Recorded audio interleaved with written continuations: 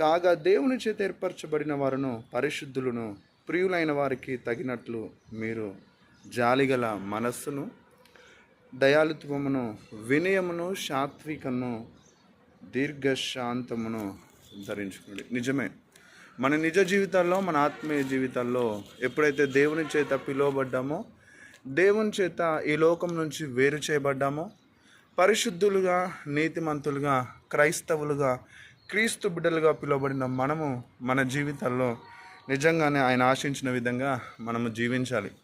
అందులో అదే చెప్పబడుతుంది. పౌలు కొలస్సీలకు రాసిన సంఘానికి మాటలు తెలియజేస్తే ఏమంటున్నారంటే, మీరు దేవుని చేత ఏర్పరచబడ్డారు, అంతేకాకుండా పరిశుద్ధులుగా పిలువబడ్డారు, ప్రియులైన వారికి అనగా దేవుని బిడ్డలతో మీరు ఎలా జీవించాలంటే జాలిగల మనస్సును మీరు కలిగి ఉండాలి, దయాళుత్వమును కలిగి ఉండాలి, వినయమును కలిగి ఉండాలి, సాత్వికమును కలిగి ఉండాలి. దానికి మించి దీర్ఘశాంతము కలిగిన మనము క్రీస్తు వలె జీవించాలి. మరి దేవుని బిడ్డలుగా, క్రైస్తవులుగా, క్రీస్తును కలిగిన బిడ్డలుగా ఉన్న మనము ఈ అన్ని విషయాలలో మనము ఆత్మీయంగా నడుస్తున్నామా లేక అన్యుల వలె ప్రవర్తిస్తున్నామా అన్నది చాలా ప్రాముఖ్యం. అందుకేనేమో కొలస్సీలకు రాసిన సంఘానికి ఆ రోజు పరిశుద్ధాత్మ దేవుడు పౌలు ద్వారా లిఖించిన అదే దేవుడు ఈరోజు ఆ పత్రిక దాదాపుగా 2000 సంవత్సరాల క్రితం రాసిన ఆ పత్రిక ద్వారా దేవుడు ఇప్పటికీ ఆయన సంఘముతో, సార్వత్రిక సంఘముతో, క్రీస్తు బిడ్డలతో, అంతేకాకుండా సమాజముతో మాట్లాడుతూ ఆయన మాటలు పరిశుద్ధాత్మ ద్వారా ఈ సమయంలో ఈ ఉదయం మనల్ని హెచ్చరిస్తున్నాడు. మరి మనము దేవుని బిడ్డలుగా పిలువబడుతున్నాము, పరిశుద్ధులుగా, క్రైస్తవులుగా పిలువబడుతున్నాము. మనలో జాలిగల హృదయం ఉందా? వినయము గల మనస్సు ఉందా? దీర్ఘశాంతము, వినయము, సాత్వికముతో కూడిన మనస్సు నీలో ఉందా? ఒకవేళ లేదు అంటే నువ్వు ఖచ్చితంగా దేవుని మార్గంలో నడవాలి.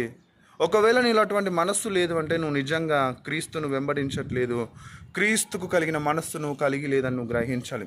కనుక ఈరోజు కనుక నీ జీవితంలో ప్రభు చెంతకొచ్చి, ప్రభు ఈ రోజు నుంచి నా జీవితాన్ని మార్చుకొని నీవు ఆశించిన విధంగా జీవిస్తాను ప్రభు, నాకు సహాయం చేయమని నీవు కనుక నీ హృదయాంతరంగాల్లో నుంచి ప్రభుని అడిగితే definitely God will give you the chance and help to ఏ విధంగా నువ్వు జీవించాలో, ఏ విధంగా నువ్వు నడుచుకోవాలో ఖచ్చితంగా పరిశుద్ధాత్మ దేవుడు మనకు కావలసిన గైడెన్స్ని ఇస్తాడు. కావలసిన విధంగా మనకు స్వభావ విధంగా సహాయం చేసి నడిపిస్తాడు. కనుక ఈ రోజు నుంచి అటువంటి విధంగా జీవించని తీర్మానం తీసుకున్నట్లయితే, ప్రభువును ప్రార్థనలో సహాయం అడుగు, వాక్యదానంలో ప్రభు యొక్క సహాయాన్ని కోరినట్లయితే ఖచ్చితంగా ఆయన నీకు ఇవ్వాల్సిన ఉపదేశాన్ని, బోధన నీకు ఇచ్చి ఆయన దేవుని చేత పిలువబడిన వారిగా, పరిశుద్ధులుగా ఉన్న మనకు జాలిగల మనస్సును, వినయమును, సాత్వికమును, దీర్ఘశాంతమును మనకు ఆయన అనుగ్రహించి ఆయన మార్గంలో, ఆయన సన్నిధిలో మనల్ని నడిపిస్తాడు. అటు దేవుని యొక్క మహాకృప దేవుని బిడ్డలుగా, పరిశుద్ధులుగా పిలువబడుతున్న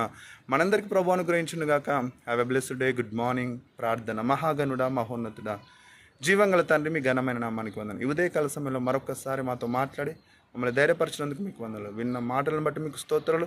ఎంతమంది బిడ్డలతో హృదయంతో, మనస్సులో అంగీకరిస్తున్నారో వారి జీవితంలో గొప్ప కార్యాలు జరిగించి వారిని ఆశీర్వదించి మీ కొరకు సిద్ధపరచమని మహాగణుడైన యేసయ్య నామాన్ని బట్టి ప్రార్థిస్తున్నాము తండ్రి.